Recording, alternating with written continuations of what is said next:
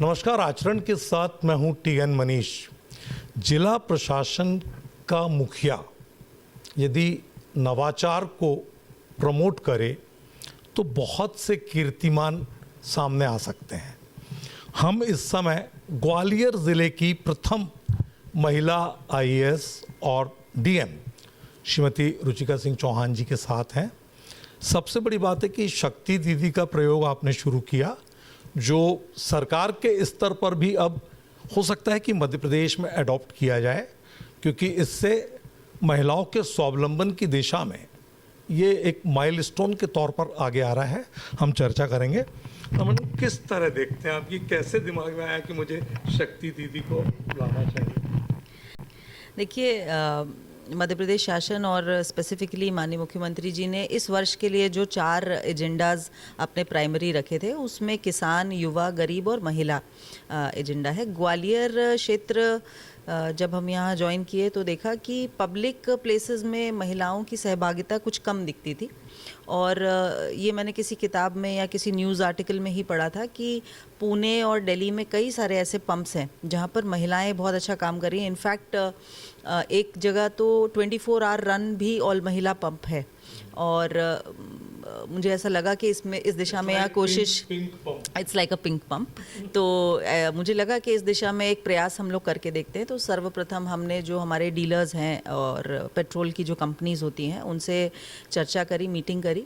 And जैसा कि expected था, वो काफ़ी स्केप्टिकल थे, क्योंकि वो बोले कि कैसे काम करेंगे, क्या करेंगे।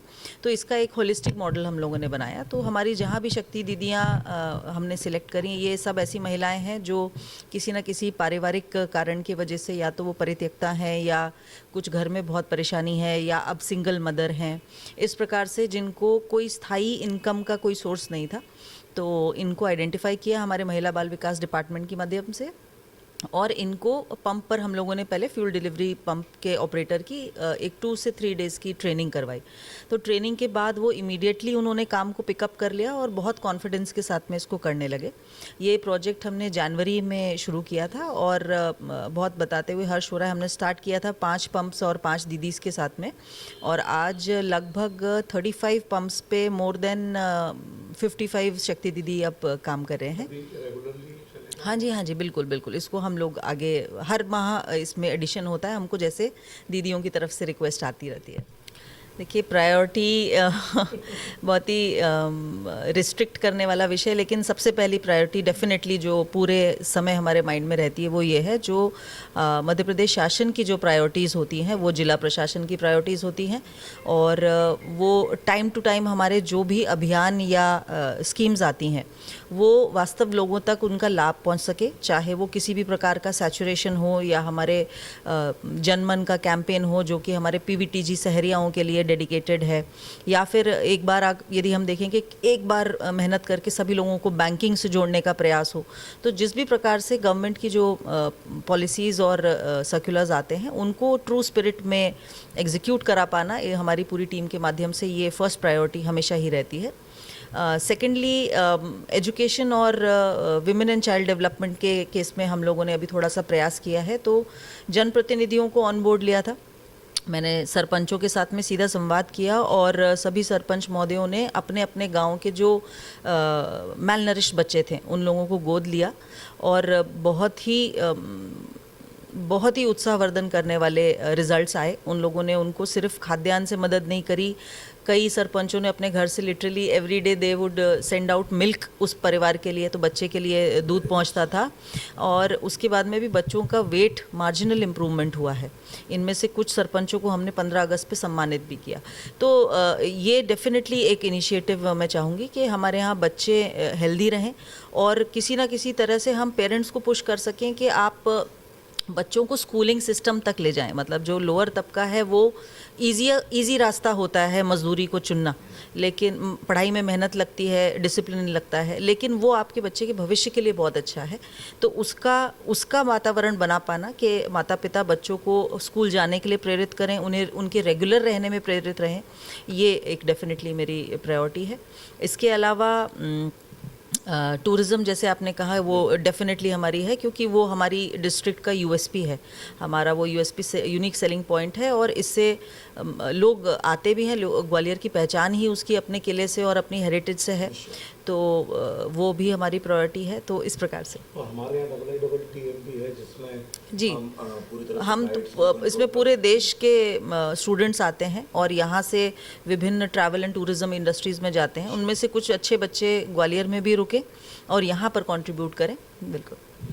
आखिरी प्रश्न, केवल आखिरी, मंगलवार की जनसुनवाई अपने आप में गवर्नमेंट के लिए एक ऐसा संवाद का केंद्र है जो दो पक्षों के बीच में सेतु बनाता है संवाद का, और सफरर को ये उम्मीद दिलाता है कि प्रशासन उसके साथ है।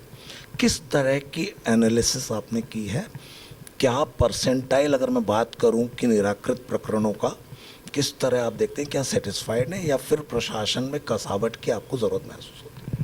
कि जन सुनवाई एक गवर्नमेंट का बहुत अच्छा इनिशिएटिव है और ये कई वर्षों से सक्सेसफुली चल रहा है। इसका उद्देश्य मेनली ये रहता है कि अगर किसी भी कारण से व्यक्ति को लगता है कि उनको जो उनका ड्यू है या जो उनके अधिकार हैं उन्हें लोअर लेवल पे प्राप्त नहीं हो रहे हैं, तो वो वरिष्ठ अधिकारियों को इनके संबंध में अवगत करा सकें और अपना विषय रख सकें। जो बेसिक एनालिसिस मैंने किया है वो मैं समझती हूँ यहाँ पर कुछ अवेयरनेस की भी कमी है।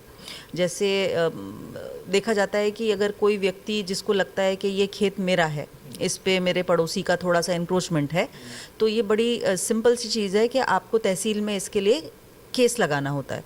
इसमें आवेदन देना सल्यूशन नहीं है, क्योंकि आपको उसके साथ में उसके अपने ज़मीन के डॉक्यूमेंट्स लगाएंगे, ऐसी फैक्ट्स आएंगे। तो बेसिकली प्रोसेस की कहीं मैं देखती हूँ कि प्रोसेस की जानकारी के संबंध में थोड़ा अभाव है। जैसे खतौनी में हम देख रहे हैं कि अब तो ऑनलाइन है, लेकिन लोगों में वो एग्जैक्टली तो मतलब आप लोक सेवा केंद्र से, एमपी डिस्ट्रिक्ट से उसको आप 10 रुपये 15 रुपये के शुल्क में आप उसका प्रिंट ले सकते हैं। तो अवेयरनेस को लेकर के ज़रूर हमें कार्य करना है, और अभी मैंने इसके लिए एक टीम भी गठित करी है जो बेसिक जानकारी या बेसिक टाइप ऑफ चीज़ों के लिए जो हमारे पास एप्लीकेशंस आते हैं उसका प्रॉपर आईसी सिंपल हिंदी में तैयार करके उसको डिस्प्ले किया जाए, ताकि लोगों को प्रोसेसेस के बारे में जानकारी रही। सेकंड हमारा इम्पॉर्टेंट जो मैं देखती हूँ वो ये है कि आपसी मतलब कन्फ्यूजन भी कुछ लोगों के बीच में काफ़ी अधिक रहता है यहाँ पे। जैसे उन्हें ऐसा लगता है कि उनके साथ गलत हो गया है, लेकिन काफ़ी जांचों में ये भी निकलता है कि वास्तविकता में विषय कुछ और ही है। नेवरदलेस हर शिकायत हमारे लिए इक्वली इम्पॉर्टेंट है, और उससे हमें अपना ऑफिस, अपने नीचे का ऑफिस, उसे ठीक करने का भी एक फीडबैक मिलता है। और अगर हम किसी की वास्तविक नीडी पर्सन की मदद कर पाते हैं तो ये एक बहुत अच्छा टूल है हम लोग के लिए। सरकारी जमीनों पर अतिक्रमण का भी एक बहुत बड़ा चैलेंज है ग्वालियर जिले में, किस तरह आप देखते हैं? ग्वालियर में डेफिनेटली केसेस हैं हमारे यहाँ पर गवर्नमेंट लैंड पर इंक्रोचमेंट के, और मोस्टली देखने में आता है ये इंक्रोचमेंट गरीब लोगों के हैं। छोटे घर हैं जो आसपास के नेबरिंग रूरल एरिया से अपने कुछ एस्पिरेशंस लेकर के ओवर द इयर्स लोग यहाँ पर पहुँचे हैं। कुछ दोनों, मतलब इट्स एवरीथिंग। कोई छोटा काम वगैरह करने के लिए भी लोग आते हैं, तो इनके लिए भी शासन की कई योजनाएं होती हैं। तो जो लोग लंबे समय से रह रहे हैं उनका हम लोग टाइम टू टाइम सर्वे करते हैं, और ये प्रयास रहता है कि वो किसी प्रकार से जहां हमारा लैंड यूज़ अलाउ करता है वहां उनको प्रधानमंत्री आवास की हम व्यवस्था करा पाए, उन लोगों को एक स्थायी रहने की व्यवस्था हो जाए। तो इंक्रीजिंग पॉपुलेशन के साथ में डेफिनेटली चैलेंज तो है, लेकिन सतत प्रयास हम लोगों का जारी रहता है। आखिरी दहेज वाला प्लीज, नहीं, एक लास्ट दहेज को लेकर के मैसेज बहुत ज़रूरी है, क्योंकि देखिए लोग आपको फॉलो करते हैं, आपने जिस तरह से एक मुकाम हासिल किया है, तो मैं चाहूँगा कि दहेज का दानव जो है वो सामाजिक अभिशाप है। हम लोग हमेशा कहते हैं, सुनते हैं, निबंध पढ़ते हैं, सब कुछ है, लेकिन फिर भी तमाम अवेयरनेस के बावजूद ये चीज़ें जारी है। किस तरह रोक सकते? किसी भी प्रॉब्लम का सल्यूशन जो मैंने अभी तक अपने जीवन में देखा है, सोचा है, समझा है, वो सल्यूशन काम तभी करता है जब सोसाइटी उसको फुल्ली एक्सेप्ट करती है। तो किसी भी प्रकार के नियम इत्यादि, इसमें सोशल अवेयरनेस का बहुत इम्पोर्टेंट रोल है। मैं समझती हूँ कि हर ऑल्टरनेट परिवार में, if not everyone, her alternate परिवार में एक बिटिया कम से कम होती है और वो उस परिवार की, घर की एनर्जी होती है, वहाँ की जान होती है, वो it's the positivity of the house. और दहेज जैसी जो कुप्रथाएं हैं वो आज नहीं, हमारे इंडिपेंडेंस के पहले से हमारी सोसाइटी में जो हमारे वरिष्ठ लोग थे उन्होंने उसकी इम्पोर्टेंस समझी कि ये कितनी गलत चीज़ है, social stigma, it's a social problem, और उस चीज़ को एड्रेस करने के लिए विभिन्न एक्ट्स इत्यादि भी लागू किए गए काफ़ी पहले से। और अगर अभी भी इस प्रकार की चीज़ें होती हैं तो ये कहीं ना कहीं गैप दिखाती है हमारे घर के बीच में जो वातावरण है उसमें। तो मैं समझती हूँ कि जो हर समाज के जो वरिष्ठ लोग हैं उन्हें कोशिश करना चाहिए कि आप अपने अपने समाज में इन सब चीज़ों को लेकर के संकल्प करें कि हम सामूहिक रूप से इस चीज़ का टोटली बहिष्कार करते हैं। बच्चियों को अच्छा पढ़ाएं, उन्हें फाइनेंशियली इंडिपेंडेंट बनाएं, वो आपके परिवार में किसी इनकम के रूप में कंट्रीब्यूट कर सके, ऐसा सक्षम अपनी बेटियों और बहुओं को बनाएं। तो एक बहुत ही अच्छे वातावरण में इंडिया वास्तव में जो अपनी हाइट्स को अचीव करेगा वो तभी करेगा। सामाजिक तौर पर हम ये कह सकते हैं कि बिन सहकार नहीं उद्धार।